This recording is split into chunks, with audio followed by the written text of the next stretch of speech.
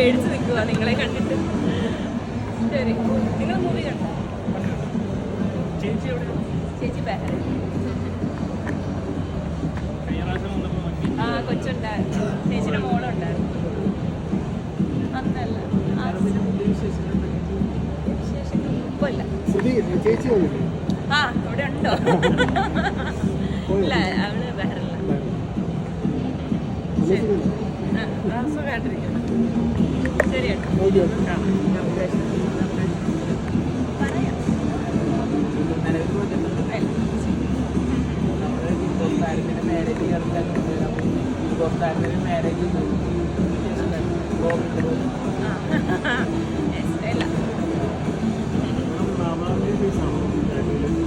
അത് ഞാൻ പറഞ്ഞ അമ്മേനെ വഴുക്കറിയത്തില്ല, ഇവിടെ മാതാവും അത് കംപ്ലീറ്റ് ആവാൻ.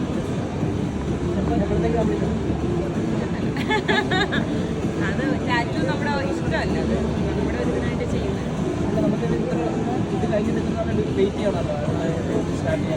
അങ്ങനെയൊന്നുമില്ല, ഞാൻ ടാറ്റു എന്താണെന്ന് അറിയാനായിട്ട് അപ്പുറത്തേക്ക് ഓടി. ഇല്ല, ടാറ്റു ചെയ്യുമ്പോൾ നല്ല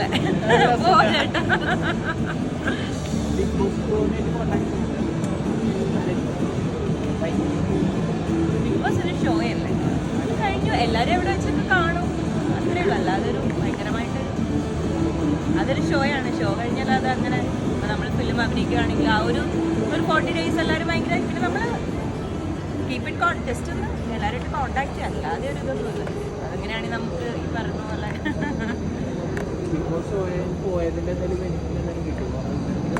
ബിഗ് ബോസ് എന്ന് പറഞ്ഞു കഴിഞ്ഞാൽ ലൈക്ക് ഭയങ്കര എന്താ പറയുക, ഞാനൊരു ആർട്ടിസ്റ്റായിട്ട് ബിഗ് ബോസ് പോയതാണ്. അപ്പം ഈ പറയുന്നത് പോലെ മുന്നും ഞാൻ ഷോസ് ചെയ്യുന്നുണ്ടായിരുന്നു. ബിഗ് ബോസ് കഴിഞ്ഞ് ബിഗ് ബോസ് കുറച്ചും കൂടെ നമ്മളെ റീച്ച്ഡ് ആക്കും എന്നുള്ളൊരു സാധനമാണ്.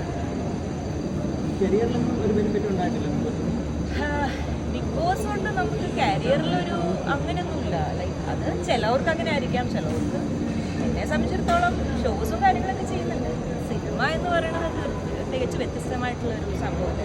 ചിലവർക്ക് ബിഗ് ബോസ് കൊണ്ട് നല്ലത് വരും, ചിലവർക്ക് ബിഗ് ബോസ് കൊണ്ട് അത്രയും ഒരു ഇതുണ്ടാവില്ല. അത് നമ്മളെങ്ങനെ ക്യാരി